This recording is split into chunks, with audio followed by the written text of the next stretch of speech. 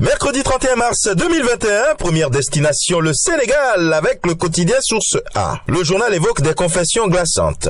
Deux responsables PASTEF de Touba parlent de leur arrestation, transfèrement à Dakar par la DIC et de leur séjour carcéral. Libération évoque en sa manchette l'amélioration de l'accès à l'électricité dans les zones périurbaines et rurales. Là-bas, des Sénélec freinés sur un marché de 15,3 milliards. Pour le Soleil, il est question d'extraits de propos du professeur Didier Raoult sur la gestion du Covid-19. Le Sénégal a pris des décisions lucides, dit-il. Et puis avec Walf Quotidien, péage, commande publique, démarrage du terre, mairie de Saint-Louis, Mansour s'exprime sans interdit. Réumi Quotidien parle d'addiction du troisième âge.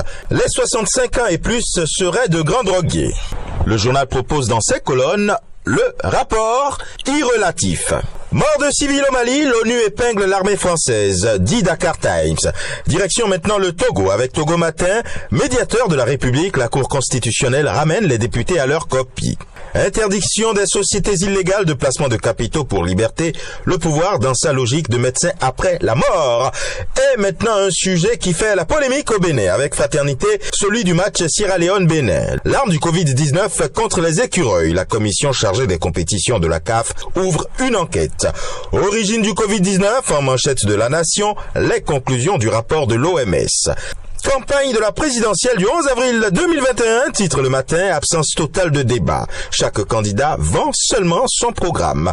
Et le télégramme de revenir sur la non-tenue du match Sierra Leone-Bénin. 6 joueurs béninois testés positifs au Covid-19. La CAF, quant à elle, veut situer les responsabilités avant de prononcer les sanctions.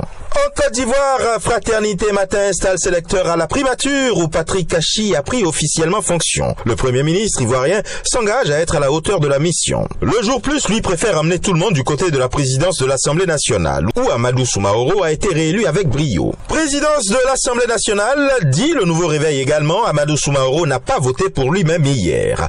Et puis avec l'intelligent d'Abidjan, l'actualité est la même. Mise en place de l'Assemblée nationale issue de l'élection des députés du 6 mars 2021 hier, Amadou Soumaoro réélu président par 150 voix contre 85 pour Nzi Eliane.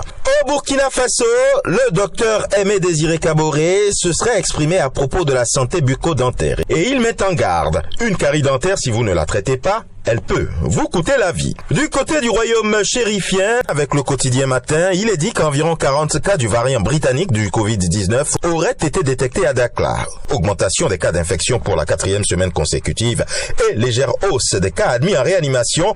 Le ministère de la Santé appelle à redoubler de vigilance. Et enfin maintenant au Gabon.